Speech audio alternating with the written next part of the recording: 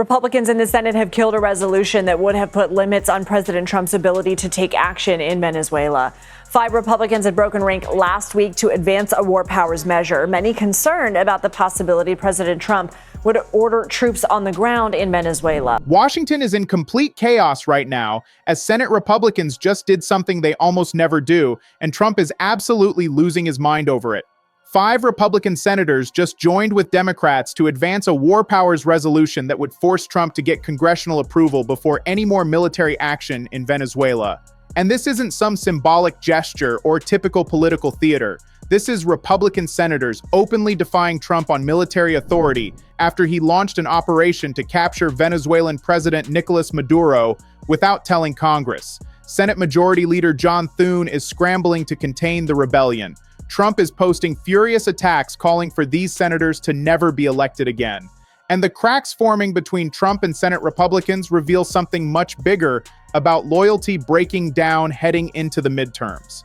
And if you want coverage that actually explains how catastrophic this situation is, hit that subscribe button right now for our channel John Brown Show. All right, let's get into why this Senate vote is such a crisis for Trump, because the 5 Republicans who defected weren't random backbenchers. Senator Susan Collins of Maine, Senator Lisa Murkowski of Alaska, Senator Rand Paul of Kentucky, Senator Todd Young of Indiana, and Senator Josh Hawley of Missouri. These senators looked at Trump's Venezuela operation and said, "We need congressional authorization before this goes any further." Share this video with everyone you know, because Senator Todd Young explained his vote by saying the president and his team have stated that the United States now runs Venezuela. It's unclear if that means American military presence will be required to stabilize the country. And Young said, "I, along with what I believe to be the vast majority of Hoosiers, am not prepared to commit American troops to that mission without congressional approval." Think about what that means. Young is essentially saying Trump captured Maduro without telling Congress what comes next. Trump's team is claiming America now runs Venezuela, but nobody in Congress authorized a long-term occupation or nation-building mission, and Young wants answers before American troops get committed to something Congress never approved. Senator Josh Hawley made similar arguments, said the administration insists the Venezuela operation was law enforcement with some military support, but Hawley pointed out we're seizing Venezuela's oil. We've got a military blockade. This is not a surgical arrest operation by any stretch, and that means Congress needs to declare where we stand on it. And here's what makes this devastating for Trump. This vote was supposed to be symbolic. Democrats and Rand Paul introduced the War Powers Resolution, expecting it would fail, just trying to put Republicans on record about Trump's military authority. But then Collins and Murkowski and Young and Hawley broke ranks, gave Democrats the votes needed to advance the measure, and suddenly what was supposed to be a messaging exercise became a real threat to Trump's power. Make sure you're subscribed to John Brown Show, because Trump's reaction was immediate and furious. He posted on Truth Social that Republicans should be ashamed of the senators that just voted with Democrats in attempting to take away our powers to fight and defend the United States of America. Said this vote greatly hampers American self-defense and national security, impeding the president's authority as commander-in-chief. And then Trump named all 5 Republican defectors and said they should never be elected to office again.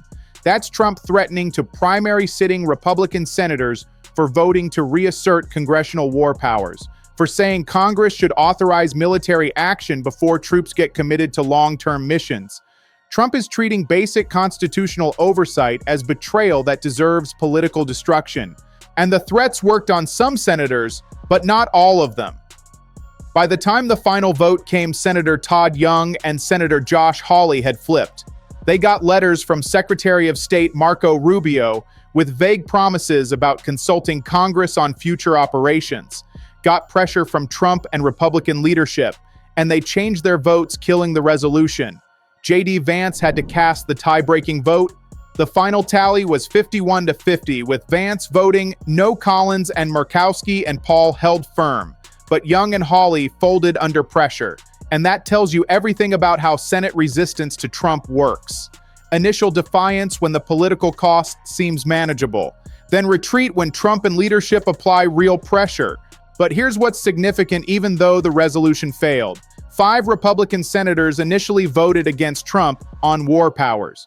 That's unprecedented for this Congress. And it happened because senators are genuinely worried about where Trump's Venezuela policy is heading and whether he's going to drag America into another forever war without congressional authorization.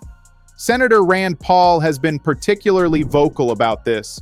Paul said behind closed doors he hasn't heard any Senate Republican argue there's a military rationale for using force to capture Greenland, despite the administration refusing to rule it out. Paul said on Greenland, "I just have found no support, and I heard no support within our caucus for introducing troops into Greenland, taking military action, zero support." Think about what that means. Paul is saying Senate Republicans privately oppose Trump's Greenland threats. Nobody thinks there's a legitimate military reason to seize Greenland by force, but they're not willing to publicly defy Trump the way they briefly did on Venezuela. So there's this gap between what senators say in private and what they're willing to do publicly, and that gap is what makes Trump so dangerous. Because senators know his policies are reckless. Know that threatening to seize Greenland from Denmark, our NATO ally, is insane. Know that launching military operations without congressional approval violates constitutional war powers. But they're too scared of Trump's base and his threats to actually stop him consistently. The Greenland situation is creating even more tension between Trump and Senate Republicans. Senator Mitch McConnell, who chairs the Defense Appropriations Subcommittee, gave a speech on the Senate floor, calling Trump's Greenland threats an unprecedented act of strategic self-harm. McConnell said following through on this provocation would be more disastrous for the president's legacy than withdrawing from Afghanistan was for his predecessor.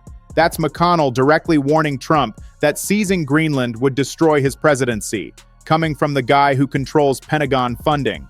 And McConnell argued that coercing Denmark to give up Greenland would incinerate long-standing NATO alliances and cripple efforts to contain Russian aggression toward Europe. Senator Roger Wicker, who chairs the Armed Services Committee, has also been pushing back. Wicker and McConnell have both made the case on the Senate floor for supporting European allies, for maintaining NATO relationships, for not destroying alliances that have kept America safe for 80 years. And Senator Tom Tillis of North Carolina has emerged as one of the most vocal critics of Trump's policy advice. Tillis is going to Denmark this weekend with a bipartisan delegation to assure the Danish Prime Minister that there would be strong Republican opposition to any effort by Trump to use military force to seize Greenland. Share this with everyone because Tillis said, "I'm going to remind them that we have co-equal branches of government, and I believe there are a sufficient number of members, whether they speak up or not, that are concerned with this." Said the actual execution of anything that would involve a taking of sovereign territory that is part of a sovereign nation, I think would be met with pretty substantial opposition in Congress. Think about what that means. Tillis is telling Denmark, don't worry about Trump's threats. Congress won't let him actually seize Greenland by force. But Tillis also admitted that senators are trying to be deferential right now. They're concerned, but they're not speaking up publicly. They're hoping Trump backs down without them having to actually block him. And Tillis has been blunt about why senators are frustrated. He said whoever keeps telling the president that this idea is achievable should not be in Washington, D.C. Said, "I want to create a better environment for Republicans to win next year, but part of what we have to do is make sure you've got the best possible strategy for executing policy. And sometimes it is literally like saying, this is not a good idea, this is not good policy." That's Tillis basically saying Trump is getting terrible advice from his White House team, that people like Stephen Miller are pushing policies that are politically toxic and strategically insane, and that Senate Republicans are worried this is going to destroy their chances in the midterms. Make sure you're subscribed to John Brown's show because Senator Lisa Murkowski has teamed up with Democrat Jeanne Shaheen to introduce legislation that would prohibit the use of Defense Department funds to blockade, occupy, annex, or conduct military operations against Greenland or any sovereign territory of a NATO member state. That's Murkowski trying to cut off Trump's ability to actually follow through on Greenland threats by blocking Pentagon funding for any military action. And Murkowski and Shaheen are both senior members of the Senate Appropriations Committee, which controls defense budgets. So they have real power to enforce this if they want to. Senator Cynthia Lummis of Wyoming, who's retiring this year, said she scratched her head about the Greenland thing. Said, "I think there are ways to establish a defense presence that works for both Greenland and the United States without buying them or making them become American. So a difference of opinion there. And polling shows most Americans oppose Trump's Greenland plans. A Quinnipiac University survey found 86% of voters oppose the use of military force and 55% against the U.S. trying to buy Greenland. So Trump is pushing policies that are wildly unpopular with the public, that Senate Republicans privately oppose, that NATO allies are furious about. But he's doing it anyway because nobody will actually stop him. There's also the Federal Reserve situation creating tension. Trump's Justice Department announced they're investigating Federal Reserve Chairman Jerome Powell, and Senate Republicans immediately pushed back. Senator Tom Tillis said the investigation calls into question the credibility of the DOJ itself, said he will not consider any Trump nominees for the Federal Reserve until this is resolved. That threat has teeth because Tillis sits on the Senate Banking Committee, which handles Fed nominations. So Trump can't get new Fed appointees confirmed without Tillis's support. And Tillis is using that leverage to try to stop Trump from politicizing the Federal Reserve. Senator Lisa Murkowski also condemned the Powell investigation, calling it nothing more than an attempt at coercion. Said she wants an investigation into the DOJ for targeting the Fed chairman. That's senators treating Trump's DOJ as the problem rather than Powell. Think about what all of this reveals about Trump's relationship with Senate Republicans 1 year into his second term. On Venezuela, 5 senators initially defied him before 2 flipped under pressure.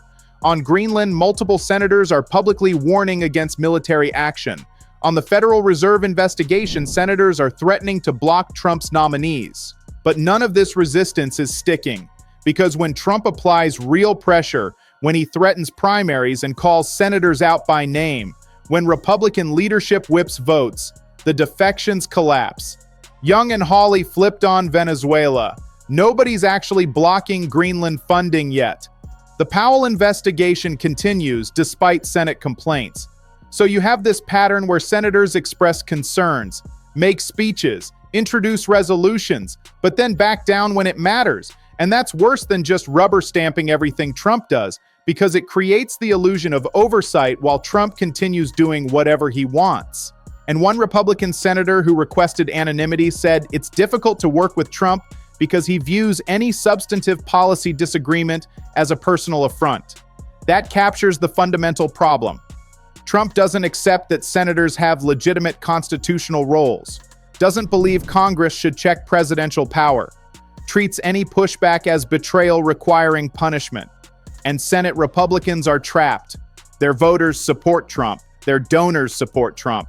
Going against him risks primaries and losing elections. But Trump's policies on Venezuela and Greenland and the Federal Reserve are creating real problems. Threatening alliances, violating constitutional norms, damaging Republican electoral prospects for the midterms. Bottom line is this: 5 Republican senators joined Democrats to advance war powers resolution on Venezuela before 2 flipped under Trump pressure. Final vote was 51-50, with Vice President Vance breaking tie. Collins, Murkowski, and Paul held firm, showing some Senate resistance exists. Senators are privately opposing Trump's Greenland threats with zero support in Republican caucus for military action. But public defiance is limited. McConnell and Wicker warning about destroying NATO alliances. Tillis leading bipartisan delegation to Denmark to provide reassurance. Murkowski and Shaheen introduced legislation blocking Pentagon funds for Greenland military operations. Tillis threatening to block Fed nominees over Powell investigation. Multiple senators pushing back on various Trump policies. But resistance keeps collapsing when Trump applies pressure. Young and Hawley flipped votes after getting letters and threats. Senators expressing concern without taking action that would actually constrain Trump. Pattern of initial defiance followed by retreat. Trump treating any congressional oversight as betrayal. Calling for senators who voted for war powers resolution to never be elected again. Refusing to accept that Congress has constitutional role in authorizing military action or protecting Fed independence. Senate Republicans trapped between voters who support Trump and policies they know are destructive. Worried about midterm electoral damage. Frustrated with advice Trump getting from White House, but unwilling to mount sustained opposition that would actually stop him. This story continues. Stay tuned.